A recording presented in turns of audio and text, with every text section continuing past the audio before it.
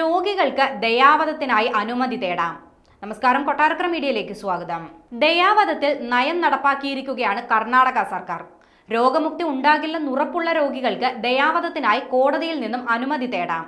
2023 supreme കോടതി വിധി പ്രകാരമാണ് പുതിയ നയം. ഭാവിയിൽ ഇത്തരത്തിൽ കിടപ്പിലായാൽ എന്ത് ചെയ്യണമെന്നതിൽ മുൻകൂട്ടി മെഡിക്കൽ വിൽപത്രവും വ്യക്തികൾക്ക് തയ്യാറാക്കി വെക്കാവുന്നതാണ്. രോഗമുക്തി ഉണ്ടാകില്ലെന്നുറപ്പുള്ള കാലങ്ങളായി കോമയിലോ അനങ്ങാതെയോ കിടക്കുന്ന രോഗികൾക്ക് നയം ഉപയോഗിക്കാമെന്നാണ് കർണാടക സർക്കാരിന്റെ തീരുമാനം. ദയാവധത്തിനുള്ള ചട്ടങ്ങൾ നിഷ്കർഷിക്കുന്ന 2023 സുപ്രീം കോടതി വിധി പ്രകാരമാണ് പുതിയ നയം.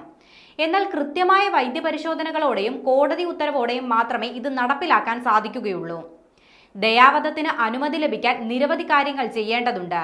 ആദ്യം കുടുംബമോ രോഗി ബോധാവസ്ഥയിലാണെങ്കിൽ രോഗി തന്നെയോ അനുമതിക്ക് അപേക്ഷിക്കണം. ആദ്യഘട്ടത്തിൽ 3 ഡോക്ടർമാരുടെ ഒരു പാനൽ ഉണ്ടാക്കി അവർ റിപ്പോർട്ട് തയ്യാറാക്കണം.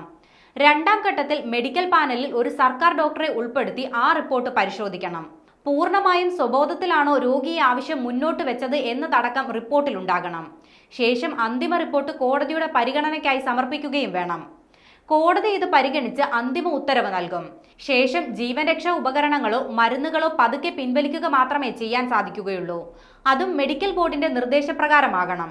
ഭാവിയിൽ കിടപ്പിലായാലോ സ്വബോധമില്ലാത്ത അവസ്ഥയിലാണെങ്കിലോ എന്ത് ചെയ്യണമെന്ന് വ്യക്തികൾക്ക് മുൻകൂട്ടി മെഡിക്കൽ വിൽപത്രം ഉണ്ടാക്കി വെക്കുകയും ചെയ്യാം. തനിക്ക് തീരുമാനമെടുക്കാനാവാത്ത അവസ്ഥയിൽ തനിക്ക് വേണ്ടി തീരുമാനമെടുക്കാൻ 2 പേരെ ചുമതലപ്പെടുത്താം. നിയമപ്രകാരമാകണം ആ മെഡിക്കൽ വിൽപത്രം തയ്യാറാക്കേണ്ടത്.